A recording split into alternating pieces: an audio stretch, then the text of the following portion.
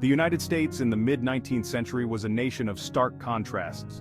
The North was experiencing an industrial revolution, with factories and cities rapidly expanding. Northern society valued education, progress, and social mobility.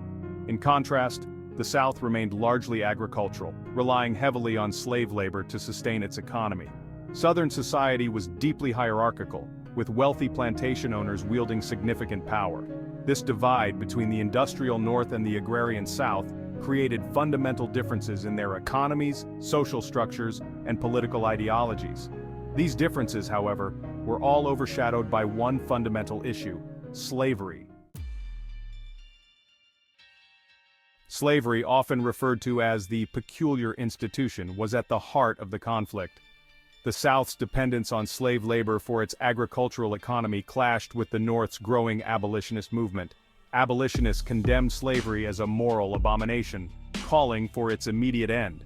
They argued that it violated the core principles of human equality and freedom upon which the nation was founded. Southerners, however, defended slavery as an economic necessity and a cornerstone of their way of life. They argued that enslaved people were content and well cared for, often citing biblical passages to justify their position. The debate over slavery intensified throughout the mid-19th century, pushing the nation closer to the brink of war. As tensions over slavery reached a boiling point, the nation faced a fundamental question: could a nation half slave and half free truly exist? The election of Abraham Lincoln, a Republican who campaigned on preventing the expansion of slavery, in 1860 proved to be the breaking point. Fearing that Lincoln's administration would threaten their way of life, 11 Southern states seceded from the Union, declaring themselves the Confederate States of America. The Confederacy elected Jefferson Davis as its president and adopted a constitution that explicitly protected slavery. The secession of the Southern states marked a profound failure of compromise and a rejection of the principles of unity and democracy upon which the nation was founded. The secession of the Southern states did not immediately lead to war. For weeks, tensions simmered as both sides prepared for the possibility of conflict. The Confederacy demanded the surrender of Fort Sumter, a Union garrison located in Charleston Harbor, South Carolina. President Lincoln, determined to preserve the Union, refused to abandon the fort. On April 12, 1861, Confederate forces opened fire on Fort Sumter, marking the beginning of the American Civil War. The bombardment of Fort Sumter ignited a conflict that would claim the lives of over 600,000 Americans and leave a lasting scar on the nation's soul.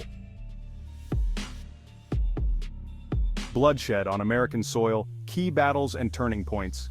The American Civil War was a brutal and bloody conflict, marked by a series of key battles and turning points that would decide the fate of the nation.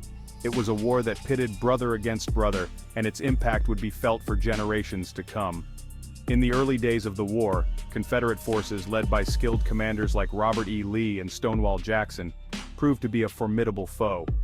Their strategic brilliance and daring maneuvers often caught Union forces off guard, leading to significant early victories for the Confederacy. The first major battle of the war, the First Battle of Bull Run, took place in July 1861 near Manassas, Virginia. This battle was a chaotic and bloody affair, with both sides suffering heavy casualties. The Confederate victory at Bull Run shocked the North, shattering any illusions of a swift Union victory. It became clear that this would be a long and grueling conflict, requiring immense resources and resolve from both sides. The war raged on for 4 long years, with battles fought across vast swaths of the country. From the rolling hills of Pennsylvania to the swamps of Louisiana, no region was spared from the devastation. From the bloody fields of Antietam to the dense wilderness of the Battle of the Wilderness, each clash brought unimaginable carnage and heartbreak. These battles tested the limits of human endurance and showcased the incredible bravery and sacrifice of the soldiers who fought in them. A new birth of freedom, Lincoln's Emancipation Proclamation. As the war dragged on, its purpose evolved. What began as a conflict to preserve the Union gradually transformed into a moral crusade against the institution of slavery. President Lincoln, initially hesitant to take a firm stance on slavery, came to realize that the issue could no longer be ignored. The moral and political pressures mounted, pushing him towards a decisive action. On January 1, 1863, Lincoln issued the Emancipation Proclamation, a landmark document that declared that all persons held as slaves within the rebellious states are, and henceforward shall be free. This bold move redefined the purpose of the war and altered the course of American history. The Emancipation Proclamation was a turning point in the war, transforming it from a struggle to preserve the Union into a fight for human freedom. It gave the Union a new moral purpose and invigorated its soldiers and supporters. While it did not immediately free all enslaved people, it had a profound moral and strategic impact. The proclamation allowed African Americans to enlist in the Union Army, bolstering its numbers and adding a new dimension to the fight. The proclamation rallied support for the Union cause both domestically and internationally, and it paved the way for the eventual abolition of slavery in the United States. It also sent a clear message to the world that the United States was committed to ending slavery, influencing global perceptions and garnering international support. Victory and tragedy, the war's end, and Lincoln's assassination. After 4 long and grueling years of bloody conflict, the tide of war finally turned decisively in favor of the Union forces. General Ulysses S. Grant's relentless pursuit of General Robert E. Lee's army in Virginia showcased his strategic brilliance and determination. Meanwhile, General William T. Sherman's devastating march to the sea crippled the Confederacy's ability to continue fighting, leaving a path of destruction in Georgia. On April 9, 1865, General Lee surrendered to General Grant at Appomattox Courthouse, Virginia, effectively bringing an end to the Civil War. The nation rejoiced at the news of the Union's victory, with celebrations erupting across the country as people hoped for a new era of peace and unity. However, the celebrations were tragically short-lived. On April 14, 1865, just 5 days after Lee's surrender, President Abraham Lincoln was shot and killed by John Wilkes Booth, a fervent Confederate sympathizer, while attending a play at Ford's Theater in Washington, D.C., a place he had visited many times before. Lincoln's assassination sent shockwaves through the nation, plunging it into deep mourning and despair. The nation was robbed of its leader at a time when his guidance was most needed to heal the wounds of a divided country and to lead the reconstruction efforts. Section 8. Reconstruction, Rebuilding a Nation. With the end of the war, the nation faced the daunting task of rebuilding a society torn apart by conflict. Reconstruction, the period following the Civil War, was a time of great promise and even greater challenges. The South lay in ruins, its economy shattered and its social order in disarray.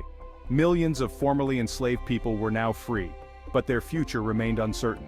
The Reconstruction era saw the passage of the 13th, 14th, and 15th Amendments to the Constitution, abolishing slavery, granting citizenship to all persons born or naturalized in the United States, and prohibiting the denial of voting rights based on race, color, or previous condition of servitude. These amendments represented a radical transformation of American society, extending the rights and freedoms enshrined in the Constitution to all citizens. Section 9. The Legacy of the Civil War. The American Civil War left an indelible mark on the nation, shaping its identity and its future in profound ways.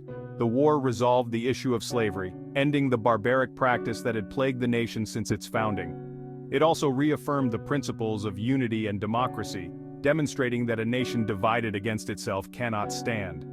The Civil War, however, also left a legacy of division and resentment that continues to this day. The war's legacy is complex and multifaceted, a reminder of both the nation's progress and its enduring struggles with issues of race, equality, and justice.